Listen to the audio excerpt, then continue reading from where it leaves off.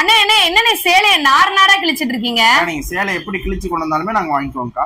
அடேங்கப்பா, இதை கேள்விப்பட்ட உடனே நம்ம மதுரை சிம்மக்கல் விநாயகர் சிலைக்கு அப்படியே பேக் சைடில் இருக்கக்கூடிய ஸ்ரீ காஞ்சிபுரம் பட்டு சென்டரில் போய் தான் 90,000 வாங்கிட்டு ஒரு கோல்டு காயினையும் வாங்கிட்டு 3 கிஃப்டையும் வாங்கின டீட்டெயில் தான் சொல்ல போகிறேன். வாங்க வீடியோக்குள்ளே போகலாம். இப்படி கிழிஞ்ச புடவை கூட நம்ம ஏன் வாங்குறோம் பார்த்தீங்கன்னா, நம்ம காஞ்சிபுரத்துலேருந்து நேரடியாக புடவைகளை கொள்முதல் பண்ணிட்டு இருக்கனால புடவைக்கு உண்டான ஜரிகையை பொறுத்து அதுக்குண்டான அமௌண்ட் பண்ணி கொடுத்துட்டு இருக்கோம். இந்த ஒரு புடவைக்கு நம்ம வந்து ஒரு 25,000 பண்ணி கொடுப்போம். ஏன் பார்த்தீங்கன்னா, இந்த மாதிரி புடவை எடுத்து உரசி பார்க்குறப்ப ஒயிட் கலர்ல வர சாரி வந்து பாத்தீங்கன்னா வெள்ளி ஒரிஜினல் ஜரிகை, அதனால கொடுப்போம். இந்த புடவை பாத்தீங்கன்னா ஃபுல் புடவைமே வந்து ஜரிகை உள்ள புடவை, அதனாலதான் வந்து இந்த புடவைக்கு உண்டான அமௌண்ட் வந்து பாத்தீங்கன்னா அதிகமா இருக்கு. பழைய பட்டு புடவை மட்டும் இல்லாம பழைய வெள்ளி பொருட்களுமே அதை தரத்துக்கு ஏற்ற மாதிரி நல்ல விலைக்கு வாங்கிக்குவோம்.